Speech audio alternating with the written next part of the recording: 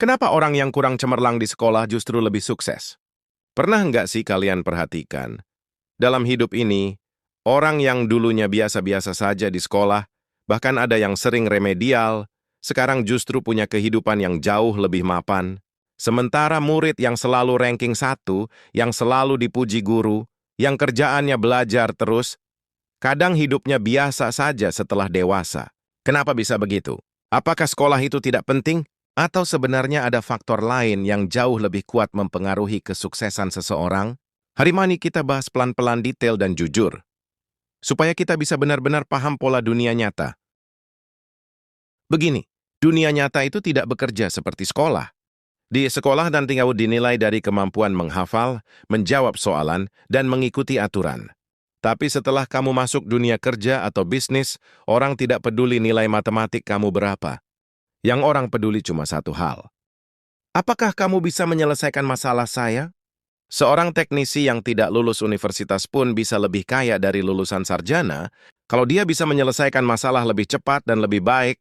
Dan seringkali, orang yang tidak terlalu menonjol di akademik justru tumbuh dengan karakter-karakter unik yang akhirnya membuat hidup mereka lebih tangguh, lebih fleksibel, dan lebih berani ambil peluang. Karakter inilah yang banyak top student tidak punya. Poin 1. Mentalitas tahan gagal. Pertama, mereka tidak takut gagal. Orang yang nilai sekolahnya tidak selalu bagus, biasanya sudah kenyang, dicaci, ditegur, dimarahi guru, bahkan ditertawakan teman, tapi anehnya, pengalaman itu membuat mental mereka jadi kebal. Mereka sudah biasa jatuh, jadi bangkit pun jadi ringan. Sementara murid terlalu cerdas, sering tidak punya otot mental itu. Begitu masuk dunia nyata yang penuh tekanan dan ketidakpastian, siapa yang sudah biasa gagal jauh lebih tahan. Murid pintar terbiasa dengan penghargaan, terbiasa menjadi yang terbaik. Dan karena itu, satu kegagalan saja bisa menghancurkan kepercayaan diri mereka. Ada banyak orang pintar yang tidak berani memulai apa-apa. Takut gagal, takut salah, takut mengecewakan keluarga. Mereka menunggu semuanya sempurna dulu. Tapi dalam bisnis dan karier, yang bergerak cepat akan menang, bukan yang menunggu sempurna. Teori. Orang yang kurang cemerlang di sekolah biasanya lebih suka langsung praktik, belajar dengan cara mencoba, belajar dari salah. Dalam dunia nyata, yang penting bukan teori, tapi kemampuan eksekusi. Banyak mekanik yang tidak pernah baca buku tebal, tapi bisa menyelesaikan masalah kerusakan dalam 10 menit. Banyak penjual yang tidak belajar marketing modern, tapi bisa menjual 100 unit sehari karena mereka tahu cara bicara dengan manusia. Sementara itu, orang akademik sering terperangkap dalam analisis tanpa tindakan. Mereka rancang 10 strategi, tapi tak satu pun dijalankan. Mereka buat jadwal, buat diagram, buat teori, tapi real action sangat sedikit. Akhirnya, yang praktik menang, yang teori tertinggal. Poin 3. Berani ambil risiko. Karena tidak punya jalan akademik yang mulus, orang-orang ini biasanya terpaksa kreatif, terpaksa bertahan, terpaksa mencoba hal baru. Mereka coba bisnis kecil, coba kerja servis, coba jualan, coba buat kerja part-time. Mereka melangkah tanpa banyak pikir.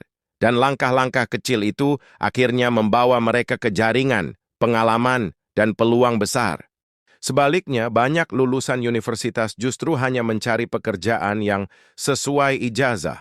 Mereka menolak banyak peluang karena merasa itu tidak selevel dengan pendidikan mereka.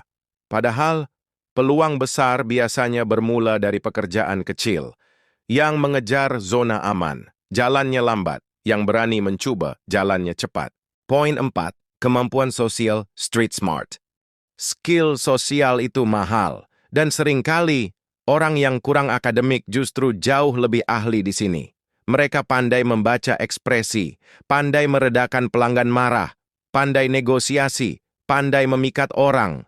Di dunia nyata, kemampuan berinteraksi itu lebih penting dari kemampuan menghafal rumus, karena uang mengalir melalui komunikasi, melalui hubungan, melalui kepercayaan. Poin 5. Kesehatan mental.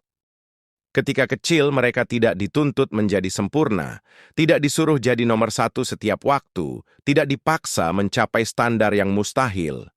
Tekanan rendah itu membuat mereka tumbuh lebih santai dan lebih berani bereksperimen. Mental mereka lebih stabil saat dewasa. Sementara murid yang selalu harus jadi terbaik, sering membawa beban itu sampai dewasa. Mereka mudah stres, mudah cemas, mudah takut. Dan tekanan mental itulah yang menghalangi banyak potensi. Poin 6. Bukti nyata. Kalau kita lihat di sekitar kita, teknisi AC, mekanik, kontraktor, pedagang pasar, penjual online, tukang kebun profesional, banyak dari mereka yang pendapatannya melebihi lulusan universitas. Kenapa? Karena mereka memecahkan masalah nyata setiap hari. Mereka belajar skill praktikal yang orang butuhkan. Dan mereka mengembangkan reputasi dari hasil kerja, bukan dari nilai di rapor. Orang drop out bisa punya bengkel besar. Penjual kecil bisa punya gudang. Begitu juga kamu. Asal mau belajar skill dan mau ambil langkah pertama. Kesimpulannya, sekolah itu penting, tapi bukan penentu tunggal kesuksesan. Yang lebih penting adalah keberanian, ketahanan, skill sosial, kemampuan adaptasi, kemampuan belajar dari kegagalan. Tidak peduli kamu dulu ranking berapa, yang menentukan masa depanmu adalah tindakanmu hari ini. Kalau kamu suka pembahasan seperti ini, klik like, subscribe, dan share video ini, supaya makin banyak orang sadar bahwa sukses itu bukan soal siapa paling pintar, tapi siapa yang paling berani mencoba dan tidak menyerah.